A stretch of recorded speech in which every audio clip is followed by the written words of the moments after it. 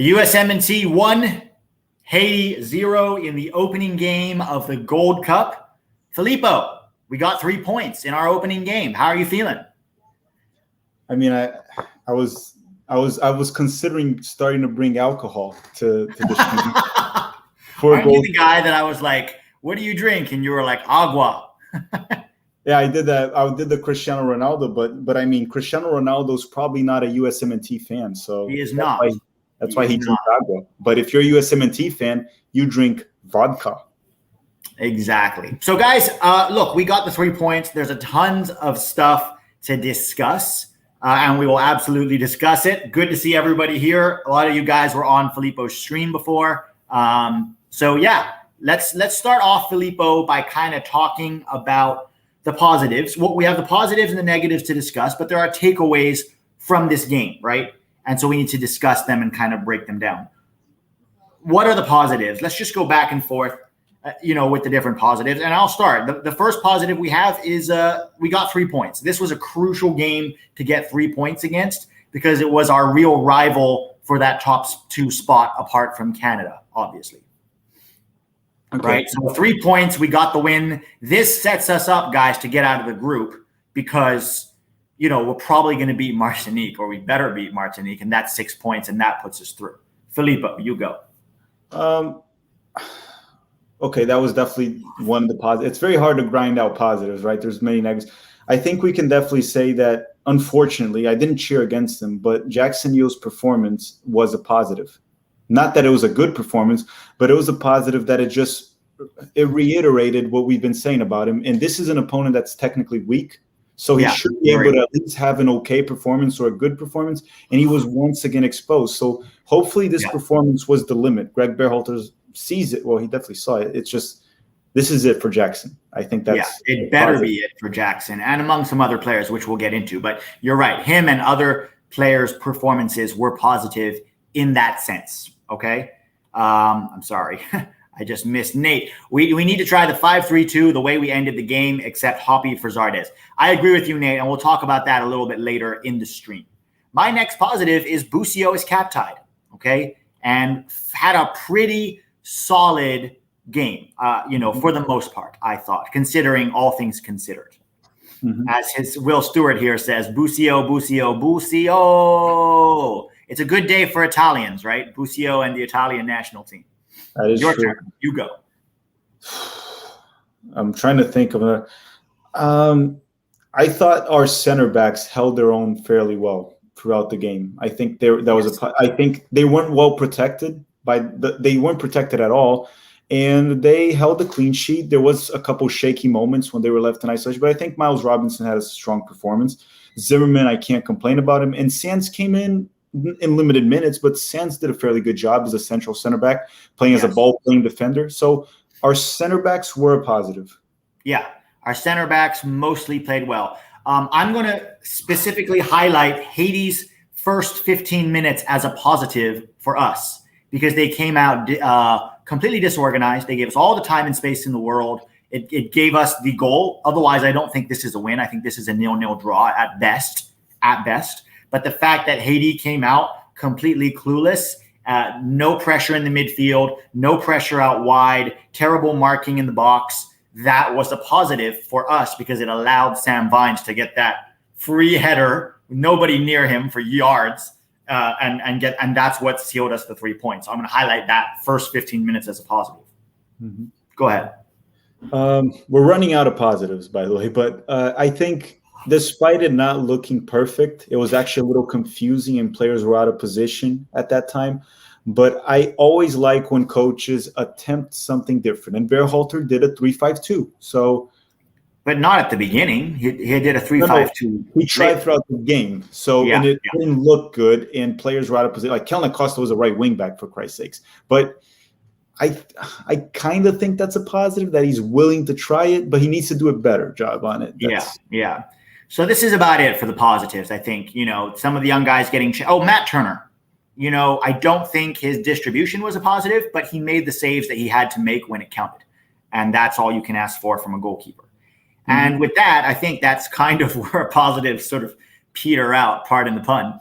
But That's it, really, because this was an inept performance against a Haiti team that had their president assassinated last week, had, 5 guys test positive for COVID, today, possibly got, thought they'd get kicked out. A ton of these guys, including one of their better attackers, okay? A ton of these guys probably think they have COVID or wonder if they have COVID, so it's very hard for them to focus. We should have run roughshod over them, but instead we put out a lineup full of, the term troncos in Spanish, troncos? No. So it's referred to somebody who has no agility or skill, and they use it a lot in football. And really, if you look at 80% of that lineup, it was a bunch of troncos, from Zardes to Ewell to Lewis to Vines. Chad Van Brunt says there was so much missed in this game. Haiti was bold enough to high press for a large part of the game, and we had no one on the field who could make them pay for it. Busio handled tight space well. Yeah, I thought that Haiti grew into the game. You're right. After 15 minutes, and I said this on Filippo's stream, they started to get more organized defensively, started to pick up runners, started to deny time and space in midfield, and that gave them the confidence when they won the ball to go forward and to try to be, effective. And they created 5 or 6 good chances throughout the game, and this could have been a very different result. Filippo, what is one of the negatives that you have to pull out of, give me what are your negatives? Doesn't sound right. What's a better word for that? One of our issues. Thank you. Issues. That's a good word. Let's talk issues. Let's talk about the midfield. This midfield this midfield throughout the competition is going to be, I was making the joke about drinking throughout the game, but this is what this midfield does to us. There's no creativity. There's nothing different on it. A bunch of players just passing to the side and hoping for the best. Yeah. I also think the injury of Pauriola can be included there as an issue, and because we lost the only winger we actually had. That's an issue. Yeah, that was my next one that I was going to talk about. So real quick, you were talking about 3-5-2 earlier, Nate, and Bello and Moore out wide. Yes, I agree with you. And we'll get into the 3-5-2 after we're done with positives and issues. Then we'll look ahead, like where to now. Okay, guys. So I agree with you, though, Nate. And perfect time for us to bring this up. Because I believe, sorry, I had this super chat that went missing right away. Guys, can you bring it back? What's the name? Keep going. Right here. I'm at Austin Westbrook. Such small sample size, but I think Sands is decent. Yeah, I'm glad that Sands got a look. It's very hard to say from that small a sample size, for sure. Dean M. I have it here. I think it's Dominic, right? Yeah. One injury to our winger, and so many guys have to play out of position. Greg Berhalter's selection is poor. Yeah. So that's what the other negative that I was going to talk about, guys, is. And guys, thank you very much for the super chats. I'm trying to keep up. I'm also trying to make sure we get through these important things that we have to talk about. So it's a bit of a juggling act. So bear with me here. Yeah. And I said this. I put this on Twitter. I have a video of me and my preview saying, what if Arriola gets injured in the first game? We have one pure winger on this roster. 1 out of 23 guys, because Lewis doesn't count. Lewis is a tree trunk in the corner, if that. So you have one winger. He's now pulled his hamstring. He might be out for the tournament. Thankfully, it didn't seem serious, but I don't think we're going to see him for at least 2 or 3 more games. It would be very risky to do that, right? And now we have no real width. So that's poor roster construction and poor roster management. While we're talking about Lewis, Dean says, was honestly just laughing seeing Lewis with the ball. Imagine being a coach, seeing a bench player and thinking that guy's a national team player. We've been saying this for 6 months at least, if not more, right?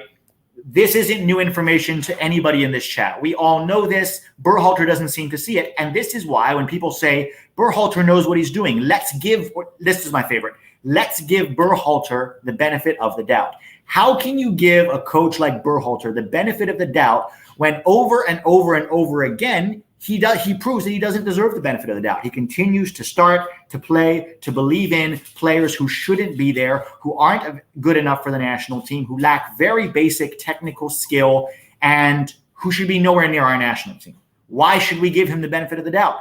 Why? He's done nothing to earn that, right? And it's very weird because it kind of looks like the Olympic qualifying where we brought a bunch of players that we ended up having to play people out of position. It doesn't seem like we learned from it. Yeah, we don't seem to learn, and that's really disheartening. Thank you for the super chats, guys. Joshua Martinez, Pete Dowdett, proven wrong again by another classic Greg Berhalter masterclass. Wow. Yep. Pretty much, man. Pretty much. Really, you know what this game reminded me of? The 1-0 win over Costa Rica in our opening Olympic qualifying game. Because remember, it was a similar game where we got the win, but everyone was like, "Oh, we're not very good, are we?" And that we all know how that ended up. Thank you, Joshua, for that tongue-in-cheek endorsement. Jordan Alford, just not enough attacking talent in the squad. Agree, Jordan, but we had attacking talent we could have brought, and we didn't bring it. So that's on us, right? Jack Talley. With Ewell seeming to ruin any future with the U.S., we need to switch our crusade to Vines. No creativity, no good crosses. He is very bad, guys. I said this many times. I did. I wanted to see Bello. We've seen Vines. Poor defensively, doesn't do enough with the ball to justify being included. I hope we can see Bello against Martinique. What were your thoughts on Ewell? Ewell? Yeah. Ewell or Vines?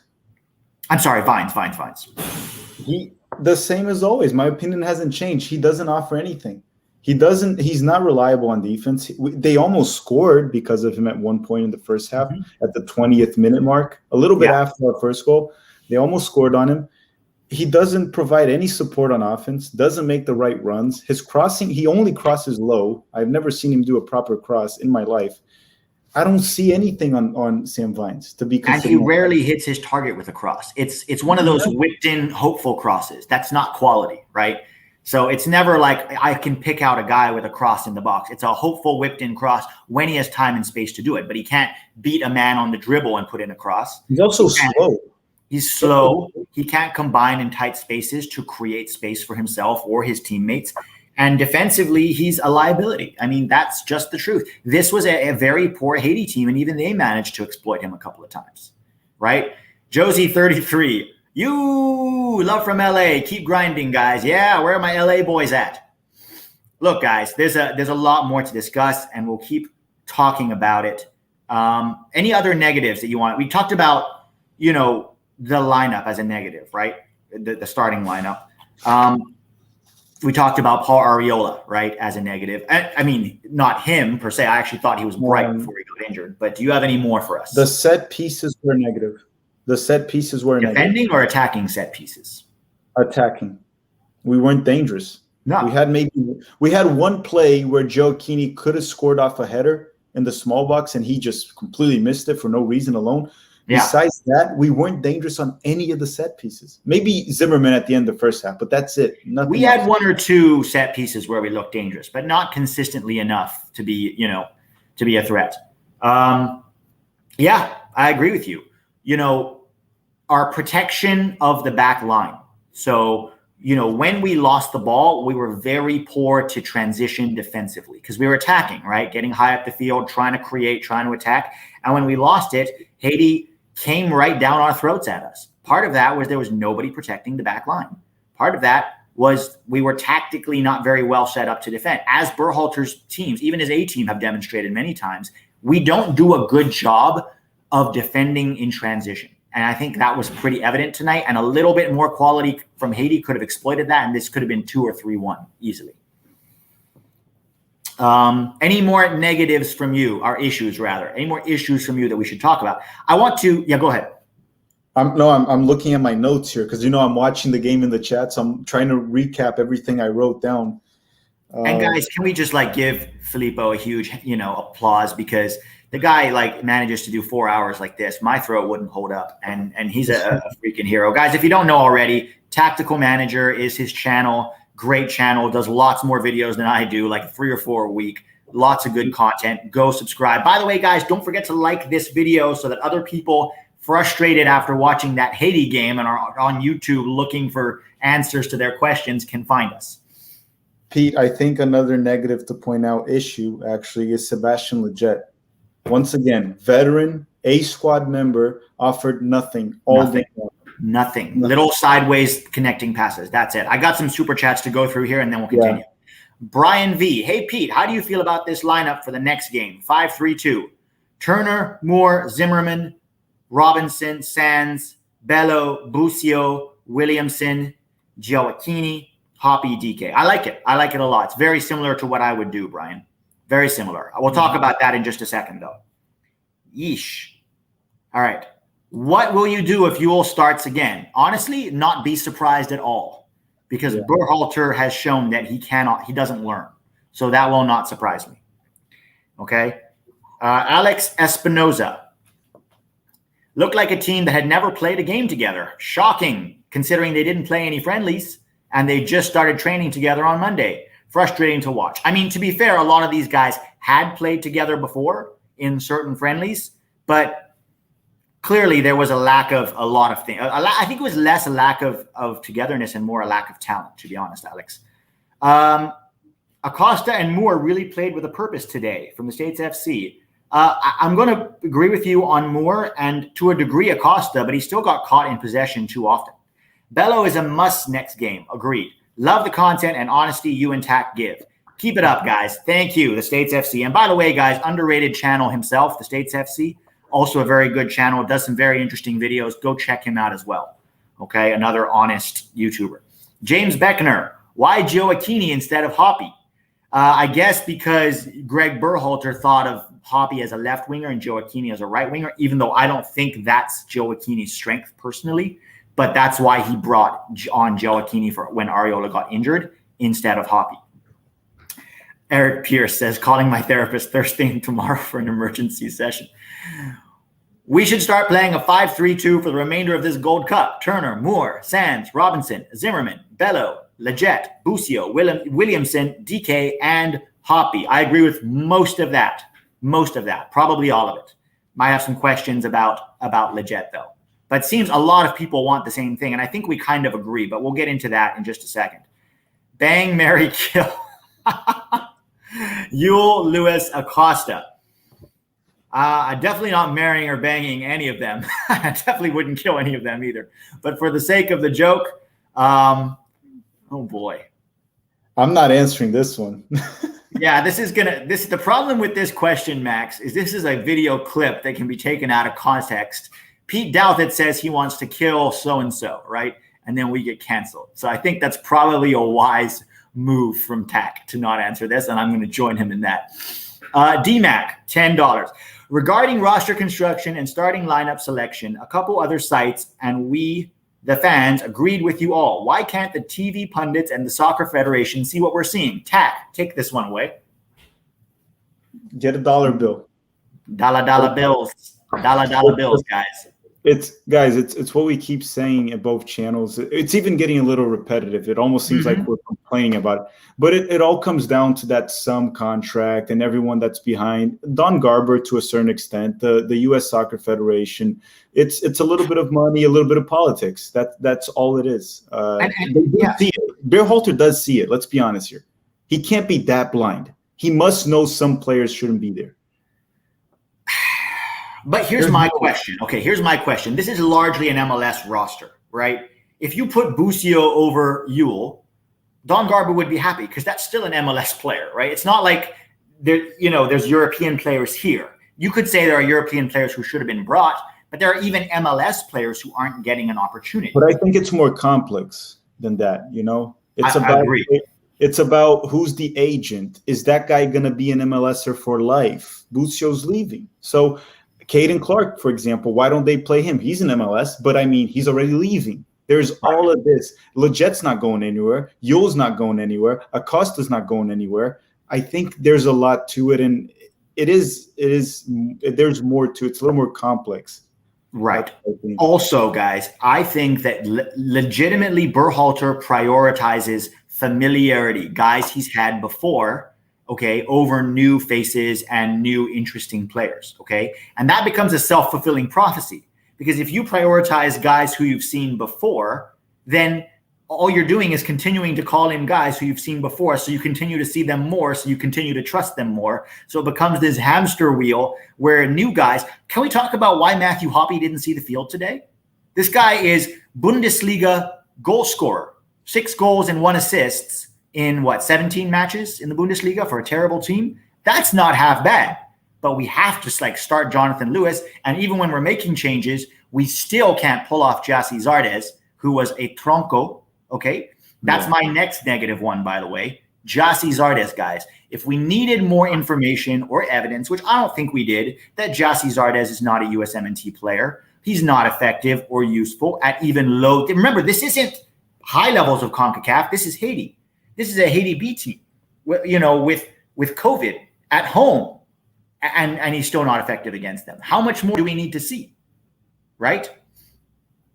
So DMAC, it's a combination of politics. It's a combination of money. And I genuinely believe that a lot of it is also Berhalter's ego and Berhalter's stubbornness of continuing to trust the same guys over and over and over again, despite those guys proving to him, to the fans, to everybody that, they're not good enough. Yes, Filippo. I'm just going to respond to someone in the chat. He pretty much said, how do I not know that Caden Clark had appendicitis? I do know. What I meant about Caden Clark not getting called up, why did he not get called up for the Olympic qualifying? Mm-hmm. Did he have appendicitis in March as well? Is it the second time he has it? No, he was perfectly fine. Yeah. Along with that, what I meant about Caden Clark is he probably won't get it. You guys, look, we have access to Caden Clark, okay? Pete has had him in the channel here. We know him. Caden Clark is playing for the New York Red Bulls in the next game. I don't know if you guys know that. So Caden Clark could have been in this roster. He would have been playing. Yeah. So he could have been in this roster. That's all I'm saying. We also could have had Julian Green in this roster, but we decided to kowtow to his club, which I thought was extremely unnecessary. Okay. Green wanted to be here. Yeah, Green wanted to be here and Berhalter wanted him to be here, but we basically, kowtow to his club, which I disagree with. Tal Green, what would it take for Leggett not to start anymore? I don't know. Berhalter said in a press conference before this that he cannot imagine a USMNT roster without these guys. And by these guys, he means his guys, right? He means Zardes, Acosta, Yule, Leggett. He even mentioned Zimmerman in that same category. So I don't know what to tell you. We've been calling for this for months now. Leggett has not been good for a long time, but because he scores some goals against CONCACAF minnows and friendlies, Berhalter thinks he's an effective attacker. I disagree with him. All right. With Ariola out, Berhalter needs to call up Cade Cowell immediately. MJA, we can't call in anybody. This is the problem. You can only make changes up to 24 hours before your first game. This is why it's important to have a balanced roster. This is why we said there was a lack of width on this team, and boom, what happens?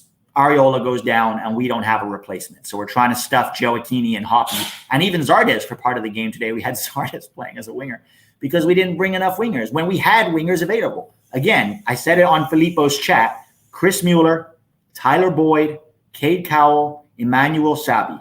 Okay. Those 4 guys, even Julian Green can play as a winger. So 4 or 5 guys who could have been in this roster, but were ignored. So that is on Greg Berhalter. Pete, for president of the USSF, I don't know. I might make things worse. I don't think I would be very good at all the ass kissing. It's not really in my skill set to do all that stuff. Not really a good politician. I'm better saying what I think. Tack, can you take this one? Joe Dem, quote from Churchill, replace America with Greg. You can always count on the Americans to do the right thing after they have tried everything else. You can always count on the Americans to do the right thing after. So if you should replace it with Greg, it's now you can always count on Greg to do the right thing after he's tried everything else.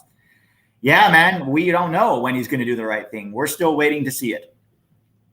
I think also he changed to the 3-5-2 today because he probably looked at the bench in the field and he's like, "Oh crap, I forgot to bring wingers." Yeah. Why are we? And what's so frustrating? This is my other issue that I'm going to talk about before we continue with the super chats. Nobody in that Fox. I don't know. Did you have the sound on for Fox? No, the chat was telling me a few things they were saying. Oh, guys, I usually put it on mute because I can't handle the cheerleading for mediocrity. I just can't. But today I had it on and, who of these guys is going to go to Qatar? Who of these guys is going to start in World Cup qualifying? All these spots are up for grabs. Stop talking. Stu Holden, Taylor Twellman. It wasn't Taylor, to be fair. It was John Strong and Stu Holden. But in the pregame, there was Alexi Lalas and others saying a lot of those things. You're embarrassing yourselves. This is why people aren't listening to you. This is why people don't take you seriously, because you embarrass yourselves with those takes. Max Baker, can you take this one, Tack? I think a problem we are going to face is that Berhalter won a trophy. He won't go anywhere for a while. So get used to bad lineups, unfortunately. Yeah, and even if he didn't win a trophy and he comes into Gold Cup and he loses in the quarterfinals and he lost to Mexico, I still don't think he would have been fired. So no. I think it's what Pete already brought this up a few times. The only way he gets fired is if the World Cup is at risk. Yeah. The federation feels like it's at risk and they need to take this, bring a higher quality coach that can solve it. They will get desperate. They'll surrender and they'll get Berhalter. If he's qualifying the World Cup, he's not getting fired. It's not happening. No, it's not going to happen, guys. And it's sad to say, but it's the truth. So yeah, get used to the bad lineups. I'm with you. And, you know, about the Nations League, yes, we won the Nations League, and some Berhalter apologists will use that as a reason to give him the benefit of the doubt. But I think that's superficial, because I think anybody, which is all of us, who watch the Nations League can tell that mostly what happened in the Nations League was our big-time players stepping up to override bad tactics. Pulisic, Reyna, McKennie, Horvath, Brooks. These guys stepping up. Pete, it was like 2019 in Gold Cup, too. We made it far because they stepped up. It wasn't because of Berhalter. It was definitely, and a lot of his tactics put us in very difficult spots. We also got lucky in a couple of those games, you know. All right, James Beckner. I hate to sound like a Euro snob, but the players from European clubs play with a different level of confidence. Look at Shaq Moore today. Not just confidence, James, skill, technique, ability, tactical awareness, a lot of things. But yes, you're right. You're right, which is why we don't want players playing in MLS for too long. We want them to go abroad, push themselves, you know, compete against a higher level and be better. Leggett, Acosta, and Yule are guaranteed lifelong contracts in MLS. Do you think they have to improve? No one's taking Yule's spot at San Jose. No one's taking Acosta's spot in Colorado. Nobody's taking Leggett's spot in LA. They have no pressure. They have no competition, right? This is the level they face week in and week out. So yes, this is one of the reasons. But it's not just that they play in MLS. There are some good MLS players, right? Especially young ones who are fine to spend the first 2-3 years there. But then we want you going abroad, testing yourselves, learning. Can I add to that one thing too, from someone that goes a lot to MLS games here? Yeah. And I have gone to a lot of games in Brazil at Maracanã. The fans here too. I think the fans here don't criticize enough at the game. So the team win or lose, doesn't matter what happens, they're applauded at the end of the game. No matter how bad they put up a performance. I mean, I'm not supporting doing what L3 fans do, but cheer for the team during the game. But if they put a bad performance, don't applaud them at the end. Show that you're unhappy.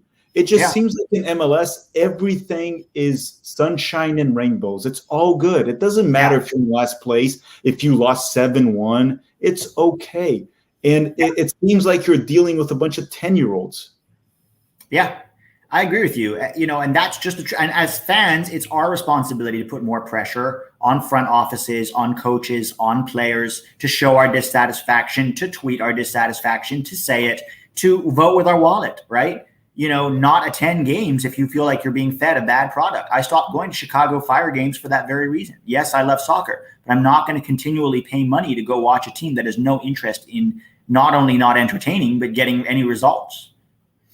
Stephen Nageshi.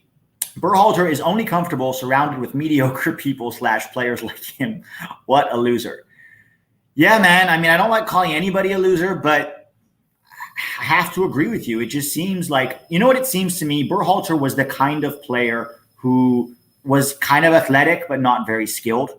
And I think that's kind of the standard he likes. You know, he likes guys who are going to come in and put in a shift. And to credit to guys like Yule and Acosta and Leggett, you can't fault them on effort, or Zardes, right? They try hard. They just lack some real basics. And I don't know why Berhalter continues to call them up. Michael Baker. With respect to the Nations League, I would have been deeply depressed if the USMNT lost. With the Gold Cup, I will be insanely angry. Oh boy, Mike.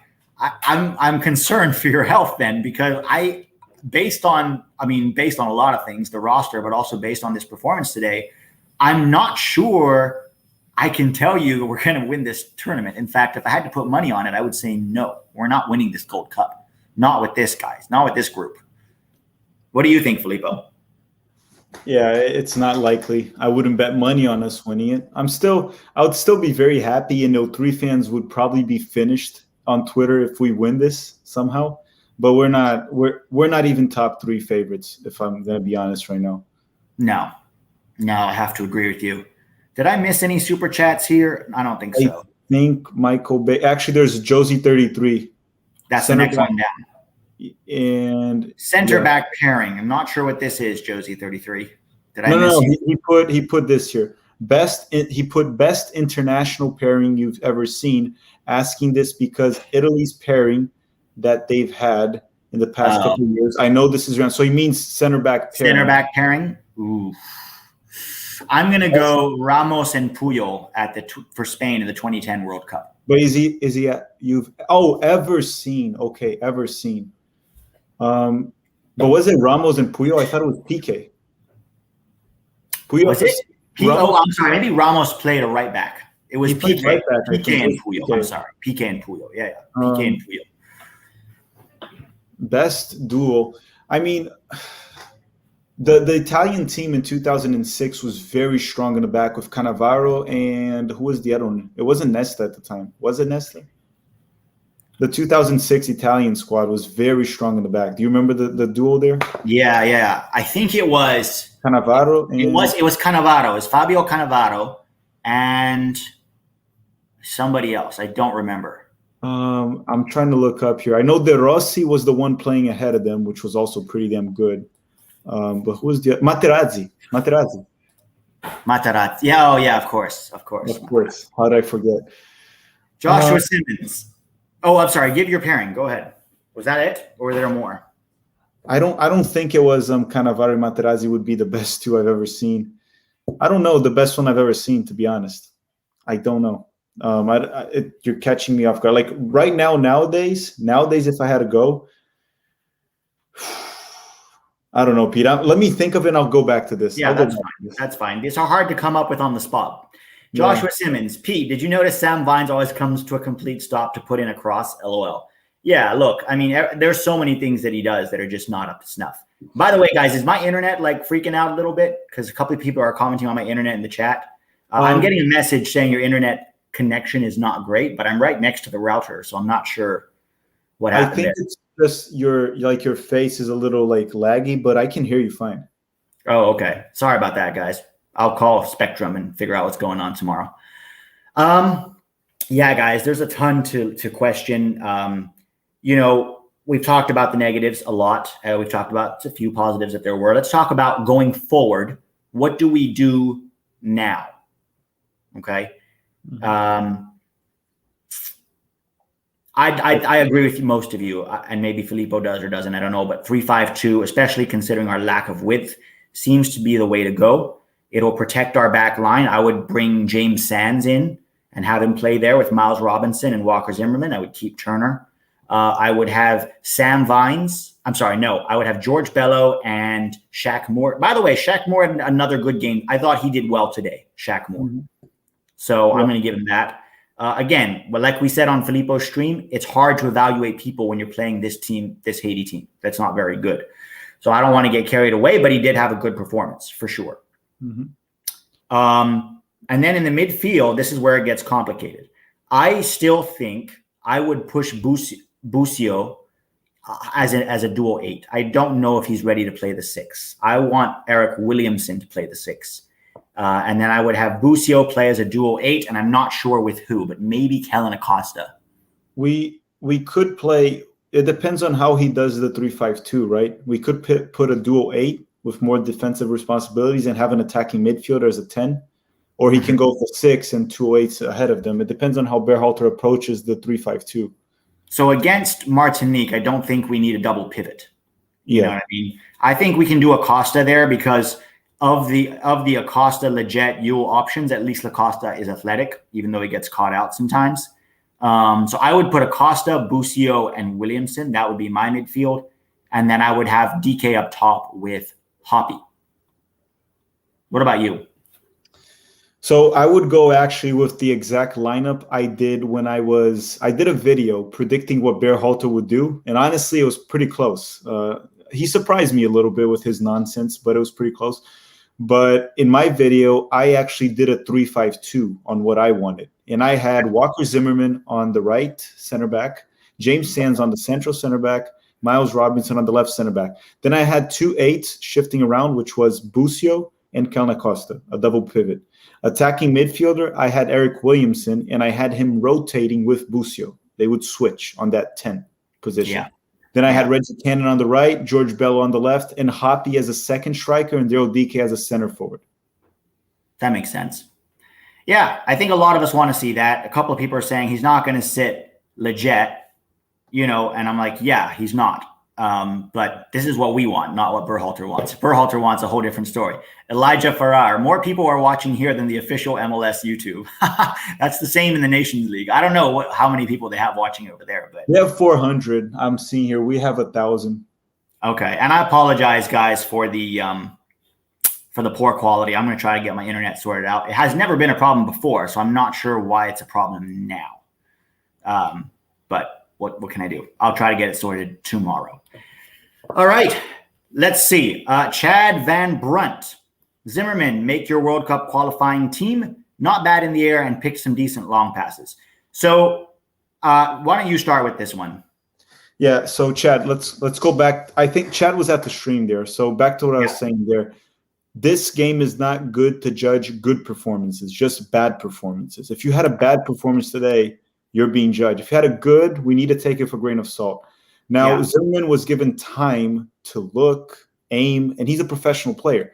Along with that, Haiti was very unorganized for most of this game, which gave a lot of time and space for the guys in the wing. You saw Shaq Moore with a lot of space. So that would make Zimmerman look good as a ball-playing defender. We've seen it. He's not. So, yes, he's solid on the back with defensive duties despite isolation, but I know for a fact he's not good at the ball in his feet. We know that, and it hasn't changed.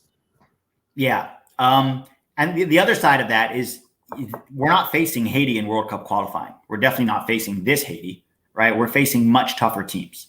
The other thing is when you ask, should a player be in a roster or in a side, you have to ask, well, who's ahead of him in that same position, right? So we've got John Anthony Brooks and Chris Richards. Those two are pretty undisputed, in that position. Mark McKenzie, Matt Miazga. Those four, I would say for sure, if they're fit and healthy, are going to be in World Cup qualifying. I would bring Zimmerman and Robinson over Ream for sure. But those four guys are ahead of him right now. That being said, I think after those four, because Aaron Long is injured, that's where Zimmerman and Robinson are close, right? Cameron Carter-Vickers and Eric Palmer-Brown turned down call-ups.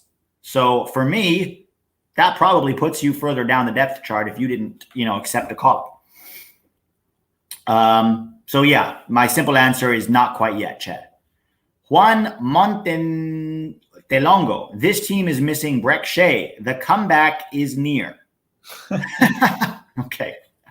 I was like, what? World Cup qualifying. Edwin Garcia Mendez. World Cup qualifying starting 11. 4-3-3. Stefan, Dest, Brooks, Richards, Robinson, Adams, McKennie, Musa, Pulisic, Sargent, Reyna. Thoughts? So I've advocated many times for Reyna playing in the center. I would probably sit Musa on the bench first, and I'd have Reyna play in the middle, and then I'd have probably Tim Weah or maybe Brendan Aronson playing on that right wing. I'm still not 100% convinced about Sargent up top, but right now I don't see a ton of options, right? DK is a guy I wanted to see in this Gold Cup, but apparently we need to see Zardes Tronco around the field for a little bit. So not sure who would start. Probably still would start Sargent as of right now, but his spot is iffy. What about you? Yeah, right now it has to continue to be Sargent. We saw also Ciabacho or Pifak. I don't know what he wants to be called anymore, but he also didn't look good. Zardes, well, we know Zardes by now. Hoppy, we haven't seen him. Daryl DK, we've seen very little from DK. And he still has issues with his game as well. So right now it has to be Sargent. It doesn't seem like we have another option. And yeah, I would also sit Musa and put Reina there. I'm fine with putting Timothy Way on the wing. Yeah, I'm fine with that too. And I think Weah actually brings more verticality, which is what you want from that position. You know, Greg keeps talking about his wingers providing verticality, but then he keeps playing Gio Reyna there. That's not what Gio Reyna's for. That's not his strength. So very close, but with a few changes. Frank Kassler, it will be embarrassing if Qatar comes in and wins Gold Cup, and it's very possible. After scoring, I'd bet Vine starts next game, whether it's 4-3-3 or 3-5-2. Yeah, I'm pretty sure a lot of these guys are going to start the next game. Hopefully, because it's Martinique, maybe Berhalter will give more of a chance to a guy like Busio, maybe, or DK. I don't know. We don't know what Berhalter is going to do, but if we have to predict it, Frank, he tends to lean towards his guys, his trusted guys. I think it's possible that Qatar could win the Gold Cup. Mexico doesn't look very good. Canada are weaker without Alphonso Davies, and we haven't seen Jamaica play yet. So they're in with a shout, for sure. Bayern now is George. Oh, is that George? Hello, George. So happy you two are owning the USMNT space. ESPN must be pissed. 2 guys in their homes just pulling massive viewerships.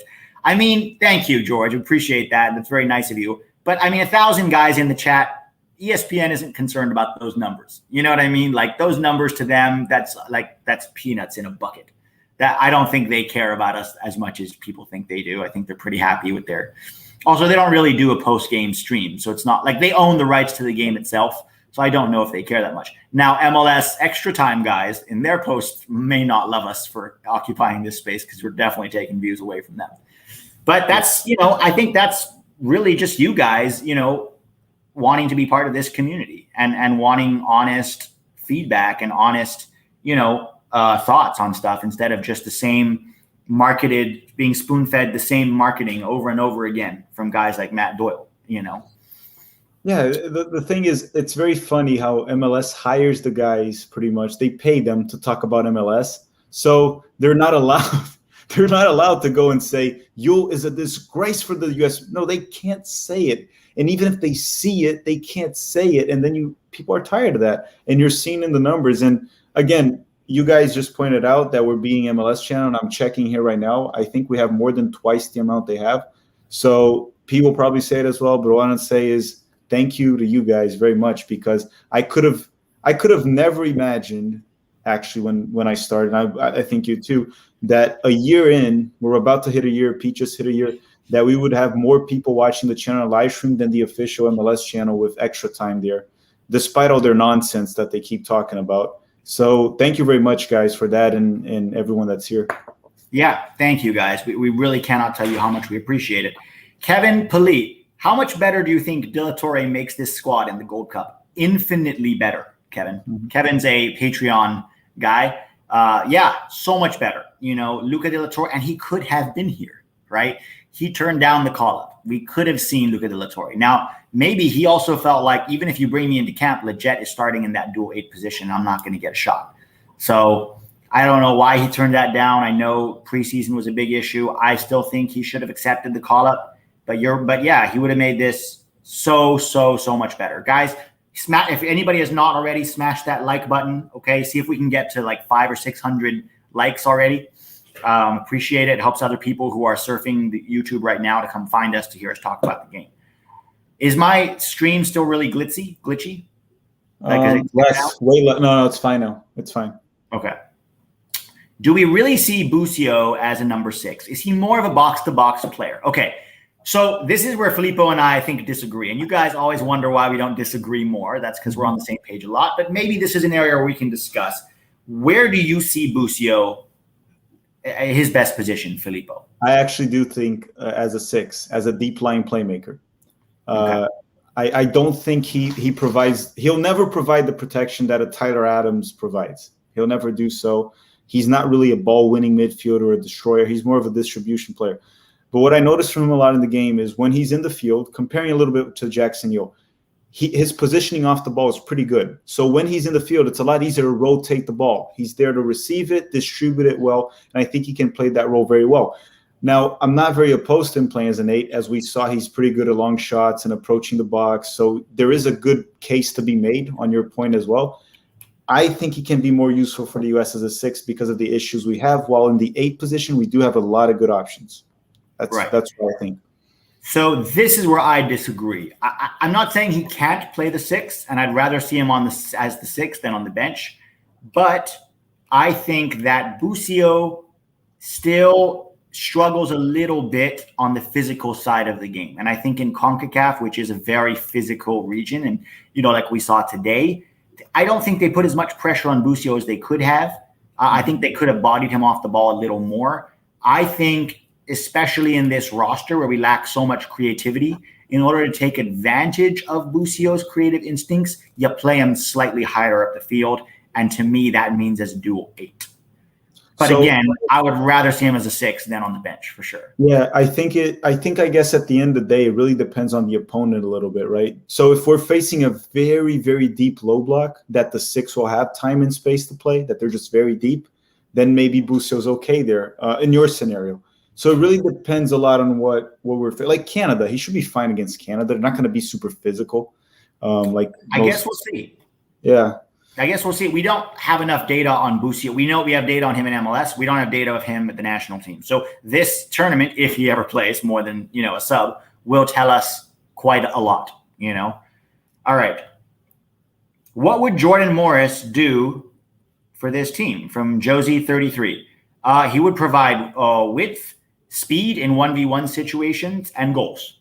I don't think Jordan Morris is an elite player, but he would be a lot better than Jonathan Lewis or Paul Arriola. I'll tell you that. He's a winger. He's a winger at least. Yeah, he's a proper winger. And he's worked hard in Seattle to improve his left foot and to be better technically. He's still not great, but he's a lot better than a lot of options here. So it's unfortunate that he's injured. Otherwise, he would for sure be starting on this team.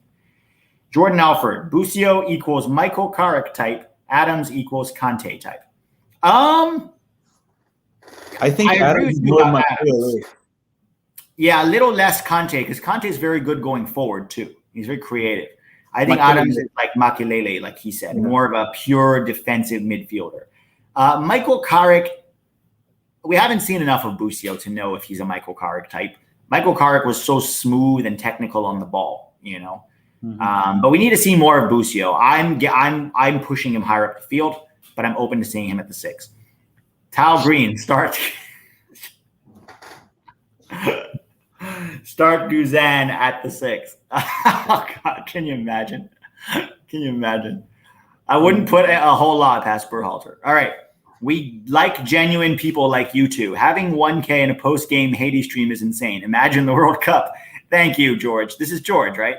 Yeah, it's George. Most normal Americans are getting interested in U.S. soccer because of you. Oh, I don't know about that, man. I think that people are interested in soccer because the game brings them. Like, the game pulls you. When you see a soccer game, it's a natural thing. It pulls you in. But I hope we're adding something to that experience. And P, let's give a shout out to George with one thing too. George talks to me quite a bit out of YouTube too. He's starting his own soccer company too. Congrats! What kind of company? It's more, I believe it's a soccer school that he's starting in Colorado. Actually, he's starting. Oh, awesome! Where in Colorado? That he will have to tell us. I don't know his exact location. Can we send Jonathan Lewis to him for some training? Yeah, George, do you want to train? Do you want to train Jonathan Lewis there? Just some basic technical stuff, the kind of thing you would teach a 5-year-old. Yeah, like how to chest the ball properly down, how to do first a pass touch. On 5 yards, first touch. Which part of his foot to use, that sort of thing. Thanks for the super chats, Adam. Thanks for the super chats, everybody. Keep those questions coming. All right, y'all have reps over at MLSYT. Not sure what that means. Y'all have reps over at MLS. Well, someone's probably commenting us there.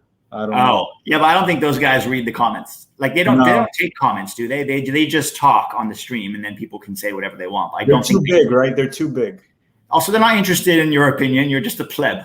What do you know? They're not interested in what you think. All right. Stephen Negishi. I hope I'm getting that right, Stephen. Tell me if I'm not. Negishi. Your thoughts on Horvath transferring to Huddleston? Is that his ceiling, or does he have the ability to play at a higher level? Is he transferring to Huddleston? It's Huddersfield Town, I believe. Filippo, you had some stuff to say on this. What are your thoughts? It's not Huddersfield. It's Huddersfield. Yeah, Huddersfield Town. Yeah. But yeah, so what I was told was that he had 4 offers from England. Well, actually, 3 offers from England. The 4th offer, they never told me what it was, so it could have been England as well. And just to clarify, because another one of them leaked, the 3 offers that I heard were Huddersfield, which apparently it was the one he was close, but apparently it fell through, Fulham, and Nottingham Forest. That's what I heard. Now, the 4th option, I don't know. I heard it was England as well, but I have no idea what it is. So question, Alphonse Areola, who is Fulham's keeper, rumors to be going to West Ham. Is that true?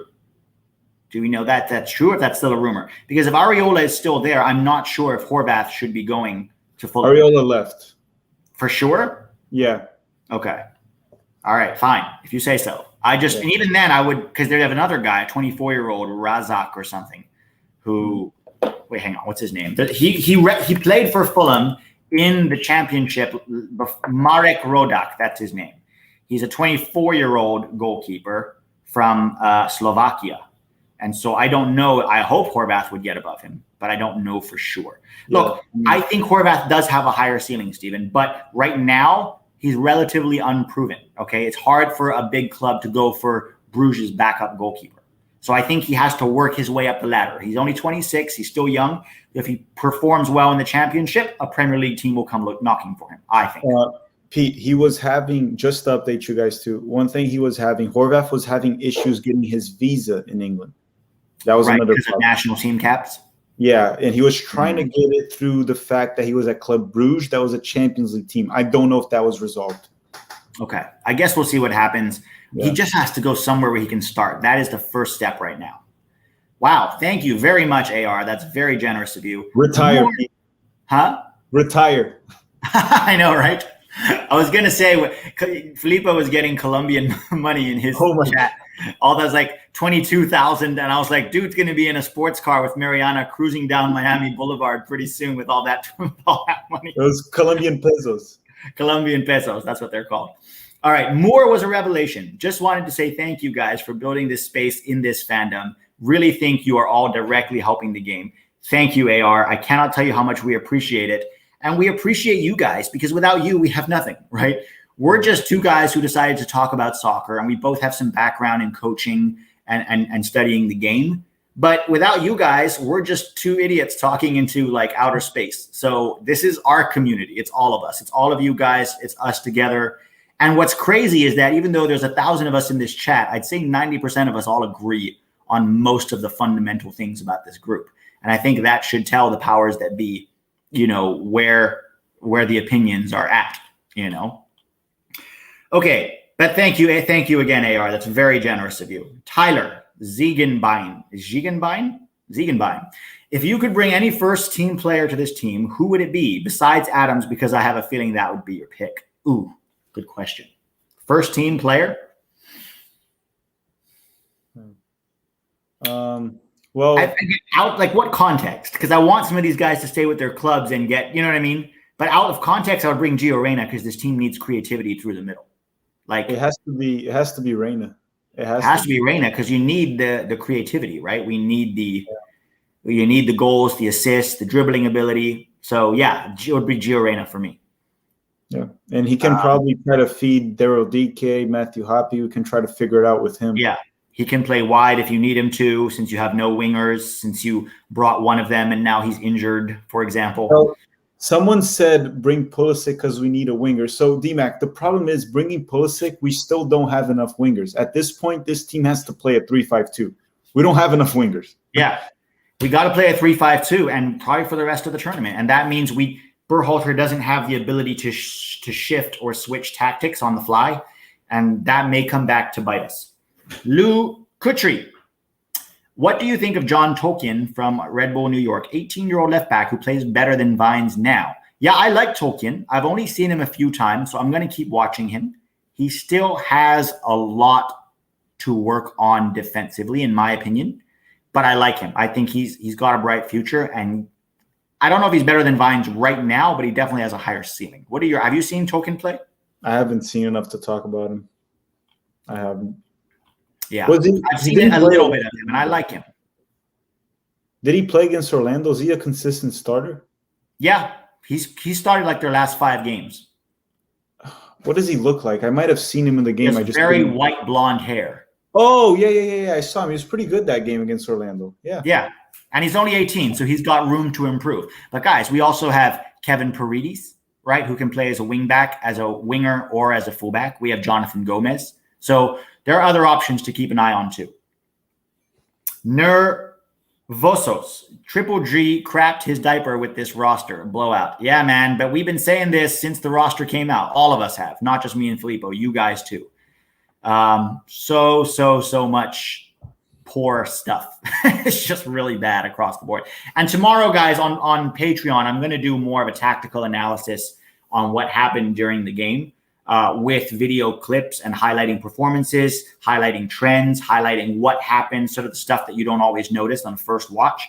So if you're not subscribed to Patreon, it's $3 a month to get access. I do that for every single game. It's a lot of insight and a lot of analysis. So if you want, head to Patreon. The link is in the chat below. Thank you, Paul, for the super chat. Appreciate it very, very much. John Frank.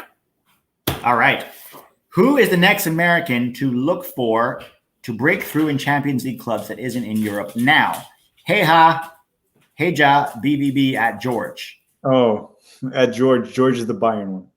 Oh, okay. It's going to be interesting to see if Leipzig or BVB can challenge them this year in the Bundesliga. What are your thoughts on this, Filippo? Next American to look for a breakthrough in Champions League club that isn't in Europe. Okay, so it can't be an American that's playing at another club in Europe that's not in Champions League. It has to be an American in MLS, I guess.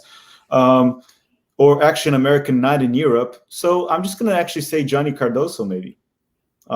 Once he figures it out in Internacional, he's starting to consistently play for a Brazilian team. He's 19, and he has had apparently interest and offers from Olympique Marseille before they signed Gerson from Flamengo. So I believe that happened. So I think maybe Johnny Cardoso can break through, but he wouldn't come in to play for a Champions League team. He would come in to be there and maybe get a loan, and then maybe in 2-3 years break. But maybe that's the next one. I don't think Bucio is ready for that.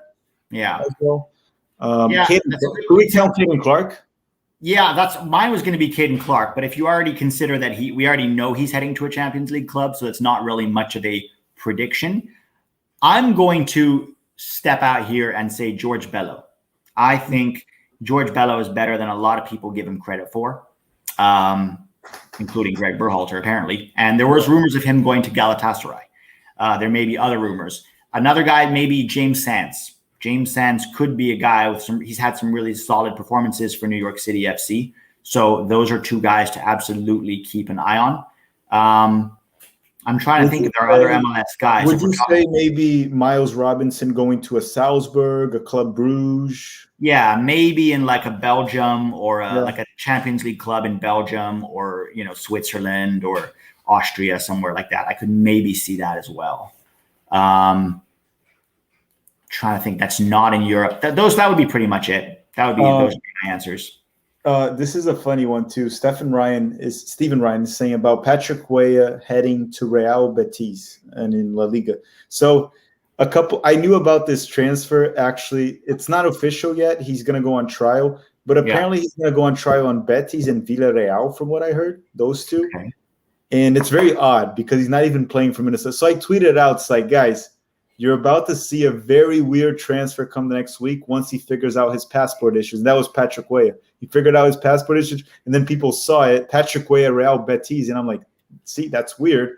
And maybe he'll be competing for a starting spot there with that one guy that never scores for Real Betis. What's his name again? DDD something. Yeah, D something. He plays Diomande? Yeah, I don't know. He doesn't score. I think it's Diego Perez or something. Okay. Diego Paredes. Diego Lainez, the guy. Lainez, that's the one. That's what it was. All right, guys. This has been fun. Thank you, everybody, for coming to hang with us. We have at least 2, probably 3 more games. Somebody asked earlier, how far do you... Oh, wait, we forgot to do player ratings. Should we do player ratings? Up to you. If you have time, we'll do it. I've got time. Let's do player ratings real quick. Yeah. Let's start with the goalkeeper, Matt Turner. So guys, clarification on ratings, because these get people very hot and bothered. 5 is average performance. 10 is excellent. 1 is miserable. Okay. Mm-hmm. For Turner, I'm going to give him 7. I'll give him a 6. He was above average as a goalkeeper shot stopper, below average with his distribution. So I'll give him a 6 overall, more because what you want from a goalkeeper is shot stopping at the end of the day. That's why I'm giving him a 7. Yeah. And, his first competitive debut. What's his name? I'm sorry, the right back. Jack Moore. Yeah, Shaquille Moore. Ooh. I'm going to give him 8. Yeah, I'm going with you as well with that one. I'm giving an 8. Good performance. Good performance from him. Probably the best player or one of the best players today, in my opinion. One of the real positives, one of the bright spots. Walker Zimmerman. I'll give him a 7. I think he was reliable when required. Almost scored a goal. 7. Yeah, I'll give him a 7 as well. Had a few 1 or 2 shaky moments, but not meaningful enough to count against him, and kept a clean sheet. Miles Robinson, I'm going to give him a 7 as well. Did have that one moment in the early, I think it was the first 10 minutes, where he almost got beat 1v1, and I'm like, that's going to be a goal. But he managed to recover and body the opponent off the ball, which was well done. Kudos to him. So I'm going to give him a 7. Well, no. I'll give him a 7. It feels weird not giving him an 8 because it's hard to say what they really did that wrong. You know what I mean? Yeah. I'm giving him a 7 too. They didn't really do anything wrong, Zimmerman and Robinson. I'm giving a 7, which 7 is way above average. So yeah, that's true. They didn't do anything wrong. I wouldn't say they were outstanding. You know what I mean? Mm-hmm. Michael Baker, thank you for being the leaders of our soccer family. Mike, thank you for being, a part of our community. We're all one big soccer family together. Sammy Vines.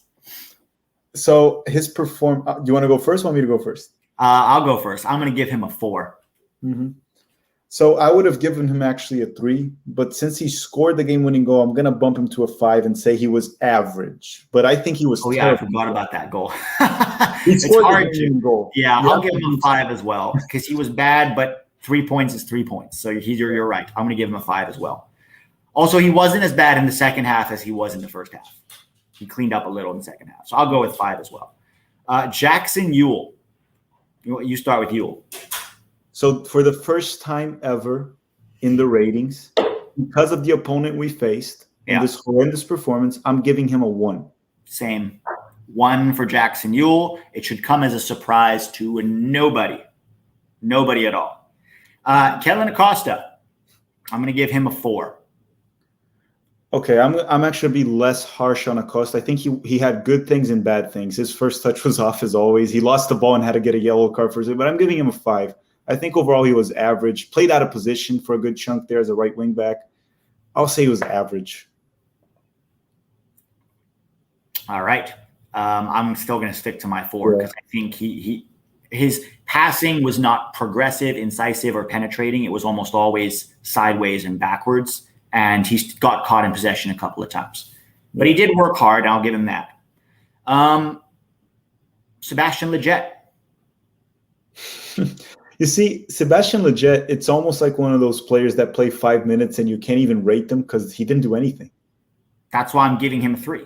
He did nothing on the field except connect passes sideways and put in 1 or 2 good corners. Other than that, I'll give him 4. I'll give him a 4. I'll bump it up to a 4 to not be too harsh. But yeah. I'll put it on a 4 as well, or like a 3.5. He didn't do anything terrible. It wasn't horrible, but he didn't do anything. I didn't see anything. But again, it's like you say he didn't do anything horrible, but if you're a dual 8, your job is to create, right? And he didn't create. Therefore, he had a bad performance. And 4, I think, is generous. But I'll give him a 4 because he did create 1 or 2 chances from corners. Yeah, that's fair. And he didn't give the ball away too unnecessarily. Juan Montelongo. Breck Shea has a mohawk again. He has not had one since his 2011 Super season. You think he'll break out again? The return? What is the obsession with Breck Shea, man? Breck Shea is not love him. He's not USMNT quality. Not USMNT quality. He's not even Inter Miami quality. Yeah, no. Jonathan Lewis. That's another 1 for me. I'm sorry, just absolutely useless across the board. Yeah, there's nothing good. I'll give him a 1 as well. There's really nothing that I can say about it. Paul Arriola, hard to rate because he came off in the 12th minute. So we're not really going to give a poor guy a rating. I hope whatever he pulled is not that bad, but Hamstrings are delicate. I think he might be out for the tournament, guys, and that really sucks. Paul Arriola, no, so not Arriola. We'll get Gioacchini, who came on for him. Well, let's do Gioacchini first because he came on for him. It was weird. He came on and he got taken and then he out. got subbed off. That was weird. And I don't think he was that bad. I thought he was one of the brighter sparks, honestly. Yeah. So Gioacchini had 2 plays where he tried a shot. He even had a finish on the post. Was very active up top. Did what he could with no creativity out of the midfield. Yeah, he had no support. That's the problem. I'll say he was average. I'll give him a 5. Actually, I can't say he was bad. I'll say he's a 5. Yeah, I'm going to give him a 6 because for an attack that lacked penetrating creativity, he was somebody who was trying to give us that, being played, in my opinion, out of position. So I'm going to give him a 6, better than average. Yeah. Giassi Zardes. I'll give him a 2. You want to start Zardes? 2? Yeah. Yeah, I'll give him a 3 just to be different. But honestly, I'm not even gonna say it was a bad performance. It was bad. It was just a normal Giassi Zardes performance. Yeah, that is his level, guys, and that's just the truth. That's not good enough for the international level. Pete, I'm gonna say this. I was gonna give him a 2 just like you, but I bumped it to a 3 because of the accidental assist. Oh, yeah. No, excuse me. You weren't listening to the audio. They said that the awareness and the skill of Giassi Zardes to pick out Sam Vines there. Oh, my God. Just what a disaster. Look, who is that? So those are the starters, right? Now we get into the subs. And the first sub was Gianluca Busio, right? He was Busio and DK came on. So where do you put Busio? This is an interesting one. He started off a little, I don't know if he was nervous first game, got a couple bad passes, but had a very good shot that he almost scored a beautiful goal, started to connect passes a little better, was very good with his positioning off the ball to find spaces, to get the ball to him, to rotate the play. So I can't say I actually give Busio a 6. I can't give him more than that because I don't think he's done much more than that, but I give him a 6. I think he was above average today, and I want to see more from him. So I'm going to give him a 7 because I think context is important. You're 19 years old. You're 1-0 ahead of a very physical team, and you're coming on to not only distribute but protect the back line. And mostly he did that. In fact, there was that sequence toward the end where they almost scored and Turner kind of came out and got a paw to it and it was like bouncing around. And the guy who picked it up and carried it out of the box was Gianluca Busio while a Haiti player was climbing all over him. I thought his distribution was accurate. He had that shot on target. He created a few interesting passes. So because of the context, I'm going to give it a 7. I'm going to give Busio a 7, and I want to see more of him. That was good. Now, DK. I didn't think DK was very good. I thought his touch was poor. I thought, there was this time he tried to dribble. I mean, seeing him try to dribble at the back line is just not great, and I'm just like, I'm going to give him a 4 as well. Not good enough from DK. That being said, I still think he should start because he's better than Zardes, and I think he needs a whole game to prove himself, not 20 minutes with no support. Real quick from Arnold Maldonado. Filippo and Pete, thanks for all the good content. Do either of you still play soccer just for fun? Yes, I play 2 or 3 times a week. How about you, Filippo? So I used to play. I used to play even in competitive tournaments here, but I twisted my knee in February, guys, and I have an MCL injury. MCL sometimes heal themselves, but I might need surgery, and it would be my 3rd knee surgery actually. So once I'm healed, yes, I play competitively. I played in UPSL a little bit a couple years ago, two before the pandemic. I played a little bit, so I do play when I'm healthy. But right now, I have knee problems. Yeah, so I play twice a week. I have some friends. They're just Mexican friends in the park who play for fun, and I play with them. It's very chill. There's nobody goes into slide tackles or it's not very intense, and that's important because none of us can afford to get injured. Yeah. So before I get into your question, D-Mac, let's finish the ratings. We have Eric Williamson up next. So I know these are the guys that were limited minutes, right? So it's not that easy to rate them, but I'll rate them based on the limited minutes. I thought Eric Williamson was fine. I didn't think he was amazing, but he was fine. He was very physical in the midfield. Didn't lose the ball very often. I thought I liked it, but there was limited minutes. So I'm actually going to give him a 6 as well. I don't think he performed better than Busio. I can't say that. So I'll give him a 6 as well, the same I gave Busio, but he had less minutes. So if he had more minutes, it could have dropped or it could have raised. Yeah. There was also a moment from Williamson where he picked the ball up in midfield and drove at the defense, beat a guy on the dribble, and then made a pass wide. And that's what this game was crying out for. Somebody who can provide a spark in the middle, who can create, create on the dribble, beat players with a pass, anything. And he did that. And he wasn't perfect. And it was also the game was very all over the place. And he actually worked hard to defend. I'm going to give him a 6, the same as Busio and same as you. Mm-hmm. Well, I gave him a 7. You gave him a 6 for Busio. And then the other sub was James Sands came on, right? And who else was that? Was that it on the subs? James Sands? Yeah, that's 5 subs. That's 5 subs. James Sands did what he had to do. He came on and won headers and defended well. Didn't do anything, in my opinion, that was noticeably bad. Basically was competent. So I'll give him a fair 6. Yeah, I'm sticking with 6 too. He was above average overall. It's hard because he had, 10 minutes? You know what I mean? It's hard to really rate him. Last but not least, we come to the coach, Mr. Gregory Berhalter. I'm going to give, the lineup was terrible. Some of the substitutions were not bad. And we did manage to get a win. Okay, I would have given him probably 2 for that lineup or 1 for that lineup, honestly. But because we got the win, it's hard to be too harsh. I'm going to bump it up to a 3. Because that's not it's kind of funny because I'm not going to be harsh on Berhalter. I'm going to give him a 3. but honestly, that starting lineup alone should have been a 0. You know what I mean? Yeah, this is our national team coach. I'm giving Berhalter a 1. I'm done giving him free passes. It's a 1. You know why? Because first of all, that lineup was pretty much a 0. It was our nightmare lineup. The second thing is the subs were fine. Yeah, some of the subs were fine, but it's kind of like me punching you in the face, taking you to the hospital, and you saying thank you to me, right? It's just it's so frustrating to see what he does that I don't know, man. I'm giving him a 1 because I'm really tired of Berhalter at this point. And guys, please remember this: when Filippo and I are calling out this BS, it's not because we're trying to be negative or toxic or any of those things. It's really not. This is the BS that we keep being fed over and over and over again. So of course we're going to question him. Of course we're going to call him out. It's not negativity. Accountability looks like negativity to cheerleaders of mediocrity. That is my quote for the day. Accountability looks like negativity to cheerleaders of mediocrity.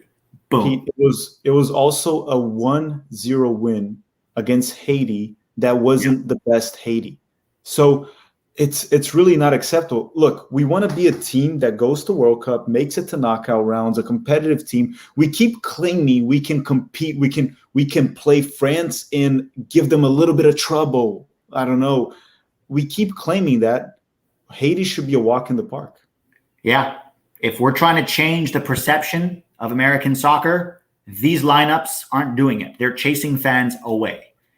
DMAC says, do you guys think you'll ever talk with the straight red card guys? They seem to like you both and drop your names from time to time. Derek. So I know Derek very well, Derek Rishi. Yeah. They have a podcast called The Straight Red Card. Great podcast, by the way, guys. Check it out. Like us, they also want accountability. And yeah, I'd be happy to do a collab. I mean, Derek Rishi takes my YouTube videos and puts them on their website all the time and posts them on Facebook. So yeah, huge fan of those guys. If anyone's looking for good podcasts, guys, The Straight Red Card, definitely check them out. Thanks for the question. Hey, Derek talked to me a while back. He said he used to have a podcast in 2010. They stopped, and because of your channel, then later on mine, when they got to know it too, they started it again. Yeah. Things they came back. They used to have a podcast. They came back recently, and it's a great podcast. The Straight Red Card, guys, go check it out. Alex Kohlmeyer with his Busio 7, Shaq 8, Triple G 2 for the subs, MLS role players 0. All right, guys, I think this is a good place to end it. Thanks again for coming to hang with us. On Thursday, we play Martinique, who were thrashed 4-1 by Canada. Hopefully we see a better lineup. Hopefully we see a 3-5-2 with some of, with DK, with Hoppy, with Busio, Williamson, Sands, some better options, Bello, I have my doubts whether we'll see that, but I'm hoping for it. Fingers crossed. You guys, oh wait, one more here from Tal Green. At least Roldan didn't play. That should a point. I think you mean that should gain him a point. Maybe, guys. All right, guys. Thanks. We got to run here. Filippo's must be exhausted. You guys are awesome. Thanks for coming to hang with us. You're okay. We'll see you. We'll see you Thursday for the same thing. Live stream at Filippo. Post game here. You guys have a great one. Breakdown of everything of the game on Patreon tomorrow. Don't forget to subscribe to Tactical Manager. Become a member. That's his version of Patreon, guys. You get extra videos, right? If you join his as a member. Have a great one, guys. Stay passionate. Stay awesome. We'll talk to you soon.